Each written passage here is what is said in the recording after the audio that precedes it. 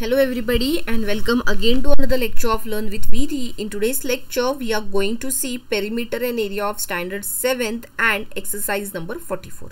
So let us start.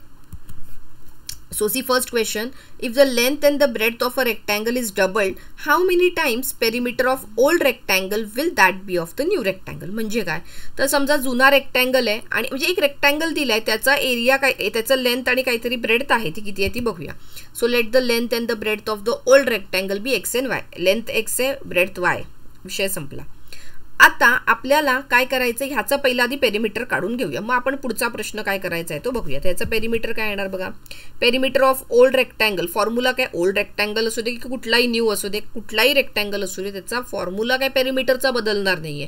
तो काय आहे 2 × L + B म्हणजे 2 × लेंथ प्लस ब्रेडथ. ठीक आहे. आता आपण इथे फक्त व्हॅल्यू टाकायची. L लेंथ किती आहे x आहे ब्रेडथ किती आहे y. त्याच्यामुळे पेरिमीटर ऑफ ओल्ड रेक्टँगल किती आहे 2 × x + y. इथपर्यंत सगळ्यांना समजलेलं आहे की जो जुना रेक्टँगल आहे त्याच्याबद्दल आपल्याला काहीच माहिती नाही. आपल्याला फक्त काय माहिती आहे एक रेक्टँगल आहे त्याच्यामुळे त्याचा आपण लेंथ x घेतली ब्रेडथ y घेतली आणि आपण तो पेरिमीटरच्या फॉर्म्युलामध्ये टाकला. Next now let the length and the breadth of the new rectangle. आता इथे काय म्हटलंय बघा if the length and the breadth of the rectangle is doubled. Double म्हणजे काय दुप्पट करायचंय. 1 असेल तर 2 होणार बरोबर. 1 × 2 2. 4 असेल 8 होणार. 10 असेल 20 होणार. 100 असेल 200. तसंच x जर असेल लेंथ तर ती 2x होणार. y जर असेल ब्रेड तर ती 2y होणार. ठीक आहे हे इथपर्यंत कळले. So perimeter of new rectangle परत एकदा फॉर्म्युला तोच 2 × L + B length plus bread.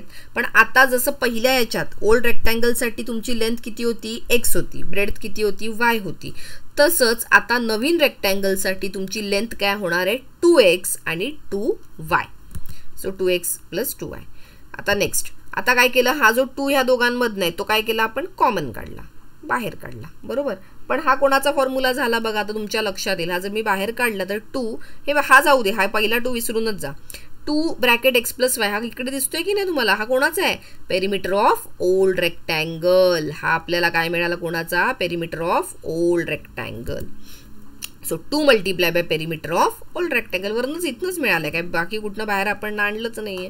म्हणजे आपल्या काय लक्षात आलं जर आपण लेंथ आणि ब्रेडथ एखाद्या रेक्टँगलची डबल केली दुप्पट केली तर त्याचं पेरिमीटर पण काय होणार डबल होणार. The perimeter of new rectangle will be double of the old rectangle. कधी जर मी त्याचं लेंथ आणि ब्रेडथ डबल केली तर. ठीक आहे. नेक्स्ट क्वेश्चन हा अजून एक. आता ह्याच्यामध्ये डबलच्या जागेवर जर ट्रिपल आलं तरी तेच काम करायचंय तुम्हाला फक्त मग इथे 2x आणि 2y च्या जागेवर काय येणार 3x आणि 3y. समजा 4 टाइम्स असेल तर 4x आणि 4y आणि अकॉर्डिंगली मग तुम्हाला इथे काय होणार आहेत तसे चेंजेस होणार आहेत. Okay. Next if the side of a square is tripled. आता इथे बघा ट्रिपल केलंय. How many times perimeter of old square will that of the new square बी.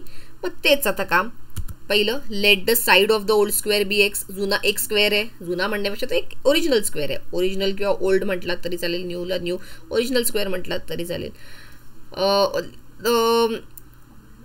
इथे न्यू वापरल्यामुळे काय झाली तुम्ही ओल्ड वापरले तुम्ही ओरिजिनल शब्दही वापरू शकता. Let the side of the old square be x.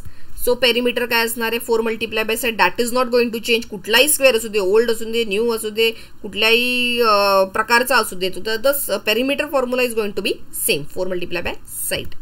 So 4 × x 4 × x म्हणजे 4x झालं बरोबर. म्हणजे perimeter of old original square किती मिळालं आपल्याला 4x.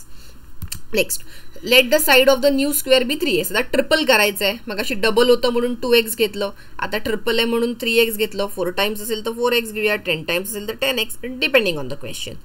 आता perimeter of new square formula again जसा ओल्डचा होता तोच नवीनला पण फॉर्म्युला आहे. Formula is not going to change. The value of the side and the length breadth is changing. हे लक्षात ठेवा. लांबी रुंदी आणि बाजू यांच्या किमती बदलणार. जो पेरिमीटरचा ऍक्च्युअल फॉर्म्युला आहे that is not going to change. So 4 × आता साइड किती आहे मगाशी x होती म्हणून इथे x घेतली. आता 3x झाली ट्रिपल झाली म्हणून 3x घेतली.